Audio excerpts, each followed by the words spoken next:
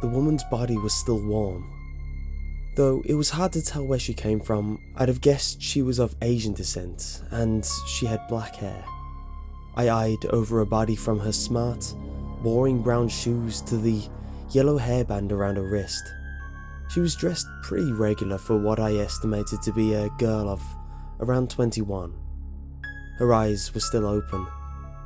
From the age of 9, I'd been obsessed with death, completely and utterly intrigued by the end of life, the end of biological function. It started when I saw my first horror film, Alfred Hitchcock's Psycho. That shower scene snapped something in me. This monologue may be coming from standing over a stranger's anonymous corpse. Granted, however, I'm still assured that there's nothing psychologically wrong with me whatsoever. I don't know her, I didn't kill her, I just found her. I also found the Google Glass she was wearing, still perched at the edge of her nose. I thought it odd that whoever had killed her hadn't bothered to take them off her lifeless body. I thought it even stranger that I myself were compelled to do so. I lean over and brush her clammy fringe from her forehead and delicately took the glasses from her head. Eyeing them in the sun, I thought that it was my lucky day. Not hers though. Looking back, I don't know why I didn't call the police.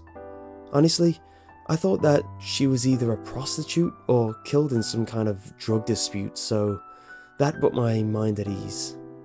No one would miss this girl. Still though, no matter, my guilt had been erased from finding her body and not reporting it.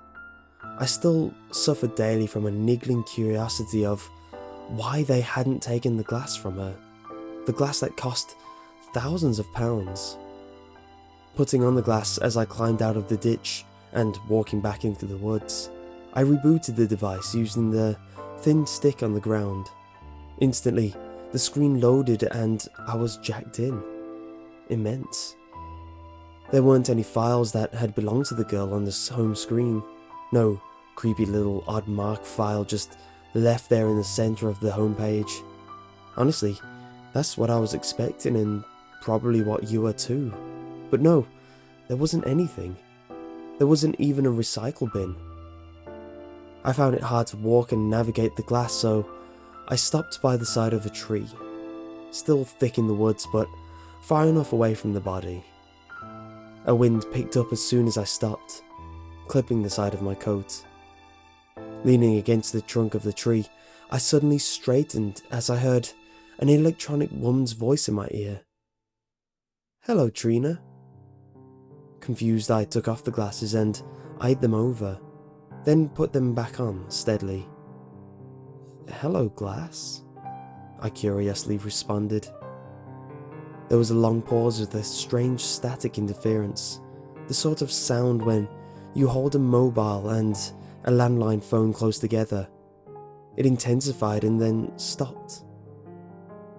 "Do you have any further questions, Trina?" Who the hell is Trina? Instantly the voice quipped back. "Who the hell is Trina? One result, found for Trina." I eyed over the search result through the glass and saw one result found for Trina. Google. Google is an American multinational corporation specializing in internet-related services and products. I decided out of confusion to check the system's spec, and with surprise, I saw that the product was still in factory mode. That's why there weren't any folders and any past history of usage. But still didn't make any sense.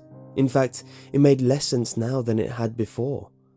Why was the girl using the glass at all if it was still in factory mode? Surely she'd get no benefit from it whatsoever. The obvious question of why she was no longer alive hadn't struck me yet. Holding the glass in my hand, I went back over to the body, the dead leaves of the forest canopy crunching underfoot. I remember thinking how excitedly strange and dangerous this day was becoming and how regularly it had started. My entire week had been monotonously grey and samey, and now I was here, stepping down the ditch, making sure not to tread on the girl, I bent down and studied her body more closely. Thankfully, she wasn't beginning to rot yet and was still warm, so it made it easier to check her pockets for any kind of ID she might have. I slid my hand into the front pockets of her denim skirt and found leaves. Crunched up leaves. Okay. I threw the leaves. Still rooting around in her pockets, my eyes widened as I found something else in the bottom of her pocket beneath the leaves. It was furry, and instantly I assumed it was a tampon. Pulling it out by the end and lifting it up to look at it in the light, I saw that I was holding a baby mouse in my hand. Hanging upside down from its tail and dead also, hardly developed even. It was still pink and fleshy, and I could see that the mouse had suffered some internal bleeding as the body was misshapen and had been crudely stuffed into the girl's pocket.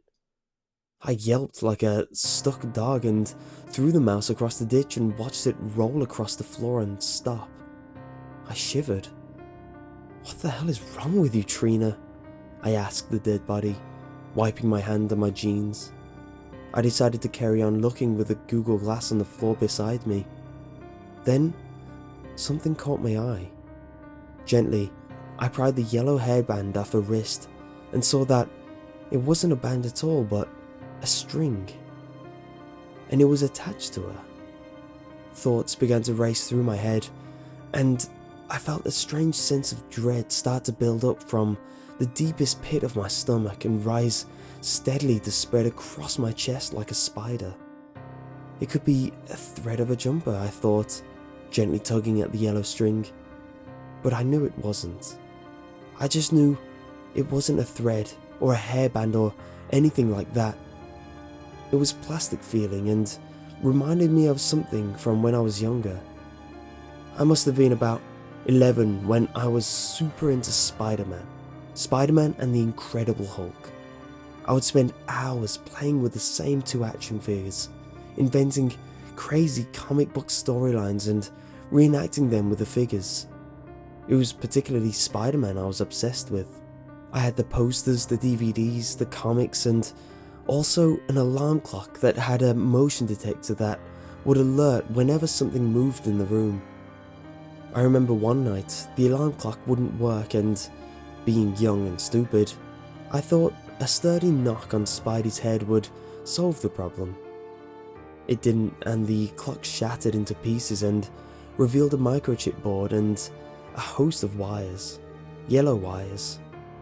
On the bottom of the clock were words, "Property of Sam," my name. I turned over the corpse's wrist and saw where the wire was coming from, where her veins should have been. There was a whole mess of skin missing, like something had mauled her, revealing a silver interior to the girl's body. A single red light flashed on the board in her wrist. Frayed yellow wires spilled out all over her arm like a host of inanimate worms, eating their way out of her. I looked up to her face and met her eyes. She was staring into me, lifeless still, but just there. There was consciousness still inside her, and she looked furious.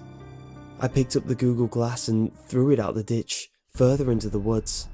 Paranoia kicked in. I quickly got up from the robot girl and went to run as fast as I could back home. Back to my Spider-Man posters that were still hanging on my bedroom wall. Run home to my bed and pull covers across my head and not come out until I feel safe. Death didn't fascinate me anymore. I was just about to get out the ditch when I stopped and regarded the body quickly one more time. I was going to destroy it. I was going to end this thing's existence and just delete it from the world, remove it. It was horrible and wrong, and it really terrified me. It was so lifelike and yet so artificial. I decided that I was going to break it, but I couldn't do it. Its eyes staring up at me like that. The wind picked up again as I pushed the body over onto its side and then onto its front. I lifted my foot up and saw writing on the back of the neck. Trina, property of Google. My foot hesitated. Screw you, Google. Then the thing's head smashed into pieces as I brought my foot down on its head. It felt like murder, but it wasn't. It definitely wasn't. 2 weeks and 2 days later, I still hadn't told anyone about what I found.